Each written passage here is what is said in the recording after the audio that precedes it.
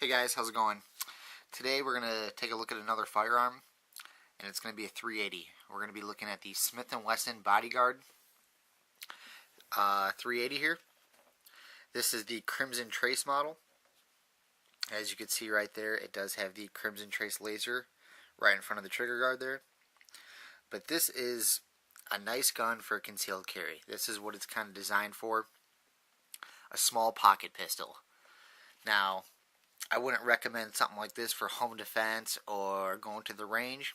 However, for something to carry with you, so you always have protection, always have some means to defend yourself, this is great. Smith & Wesson, I mean, they're really good. I think they're one of the best brands out there making firearms today. A lot of people say they copied off Glock with their M&P line. But, I mean, almost every company out there offers some kind of polymer frame pistol nowadays. So, you really can't blame them for jumping on the train. So, going over to some of the stuff on this one. Let's start with the laser, since you see it mounted right here. Now, you can get this with or without the laser.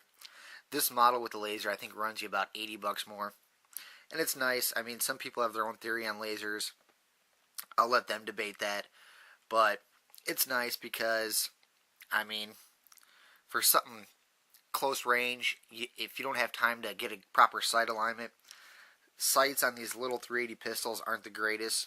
As you can see, this one's a little bit better than the Ruger LCP. It's kind of hard to see that front sight, but I mean, if you want a laser, it's up to you. I mean, there's nothing wrong with getting a laser if you like one. I opted to get the laser on this one. It has two functions. The first press, as you can see the buttons on either side here. You press the red button one time, it activates the laser. You press it a second time, and it starts strobing. The point of this is it's supposed to be easier to see in the daylight. Your eye is supposed to pick it up a little bit better. And I've heard some guys at the gun shop even say it's harder to find where the laser's coming back from. But in a small gun like this, I don't think that's going to be a factor. If you have to pull this out and shoot somebody, they're probably going to know exactly where the bullet's coming from as soon as you present your firearm. Alright, let's turn that off. The button activation, it's easy to hit. It's nice because you do have it on both sides, so if you're aiming your firearm, you can use your thumb right here to activate it, or you can use your trigger finger over on this side. Safety. This one does have a safety.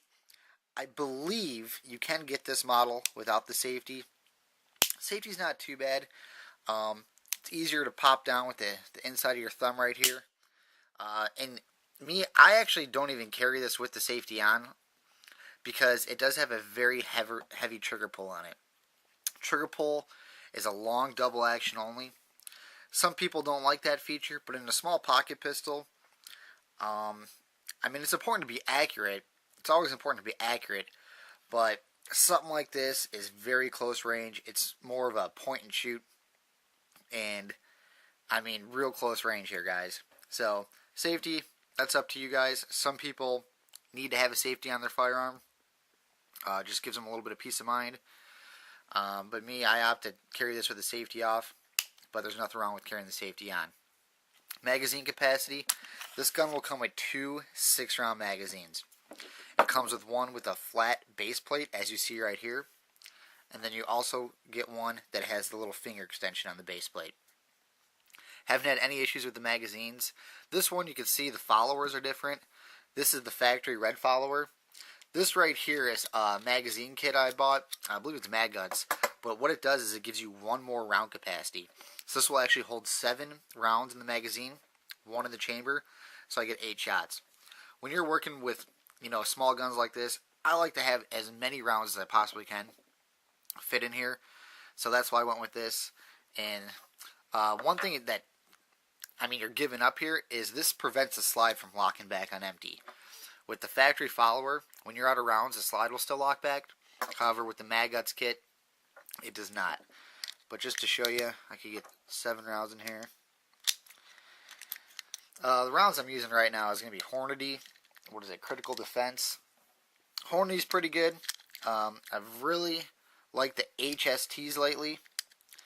They even make micro micro rounds geared towards small barrels like this. So I guess just increases the effectiveness of it since you have a really small barrel. Oh, there goes my camera. I'm working with a new camera here, guys. But let's see. I believe this is 7 right here. Yep, there you have it. So 7 rounds fit in there, plus 1 in the chamber. I'll show you it's clear. Slide on this is a little bit heavy. Some people might struggle with racking the slide. On a small gun like this, the springs are usually a little bit stiffer. And then the trigger pull. This one has a long double action trigger pull on it. So I'm going to go ahead and show you there. Long, long, long. And then it finally breaks. So it could be hard to be accurate with this, but like I said, it's close range. Nice feature about the trigger, however, it has a second strike. So let's say you pull the trigger once, nothing happens, you get a light primer strike. You could actually just pull it again without having to rack the slide, kick out that round, and load a new one. So that's kind of a nice feature. Overall, it's a nice gun. When I was talking about ammo here, so this is what I have in it right now. This is the Hornady Critical Defense FTX bullet 90 grain. It's not bad. I've shot it. It's consistent. I haven't done any ballistic gel tests, but I've watched some videos. Really want to get some of the Federal HSTs. And another ammo that I suggest you all look up is Lehigh Defense ammo. It's made by Lehigh Defense. It's also made by Underwood. For a 380, I believe that round right there gives you the most capability out of the 380 is what Lehigh did. If you want to go ahead and look them up, there's a bunch of videos on them. I'm not going to go. I don't have any of those rounds yet, so I can't show you. But it's a really cool design. You get a lot of expansion, a lot of penetration. So I suggest looking up that. It's Lehigh Defense. A buddy of mine told me about it. Holster options. So let me show you what I use for holster options. So this right here is a Blackhawk, like a suede leather material, inside the waistband tuckable. I've used this a bunch. I like it a lot. It's minimalistic. It's lightweight. So you could actually wear this inside your waistband, and you could actually tuck your shirt in. So if you have to be business professional, something like that, you still want to carry a firearm, this is a good option. Comfortability, it's not too bad. I mean, these guns are real small. This is probably going to be about the easiest gun you'll ever have to conceal carry. And I really can't complain. Oh, and I noticed right here, I'm missing a screw. I'm going to have to get a Chicago screw to fix that. Alright, and then this one, this is Uncle Mike's size 2 pocket holster. This is handy because let's say if I'm just running out the door real quick, I could grab this, I could put this in my pocket. I've put this in a cargo pocket, my front pocket, my back pocket. It's not ideal, it's not a quick draw by any means, but it's nice, just kind of a grab and go, at least so you have some kind of firearm on you, instead of having to put a belt on and, you know, do all that. It could be kind of, I don't know, it could be kind of a hassle trying to always conceal carry a gun, so this gives you an alternative. Downside about this holster. Now, if I want to go draw this real quick, my rear sight actually snags on the edge of this. So I don't like that. So when I try to carry it, with the gun already out a little bit, just so that rear sight's cleared, so it doesn't get caught in this little lip right here. But, and this one also, when I pull the gun out, the holster comes with it. It doesn't stay in my pocket. It doesn't have that little tongue on it that kind of snags.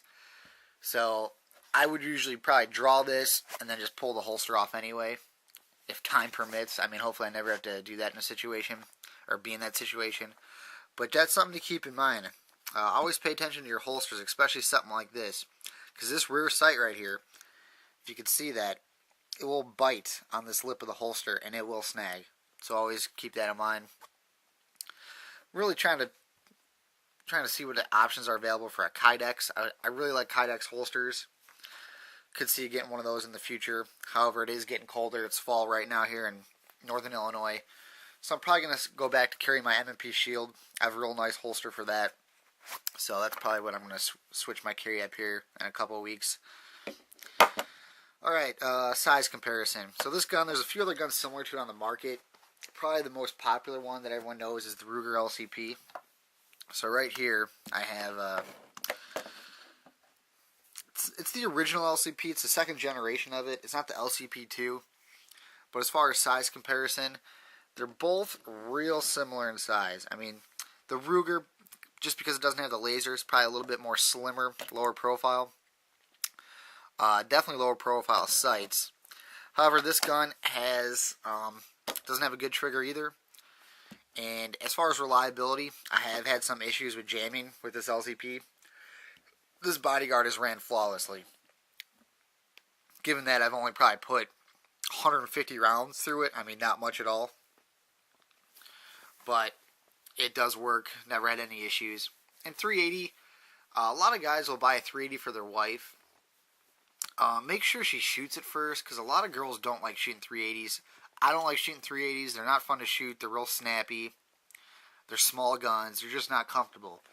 Like I said, they're mainly designed is for self-defense and concealed carry. They're small, lightweight, very concealable.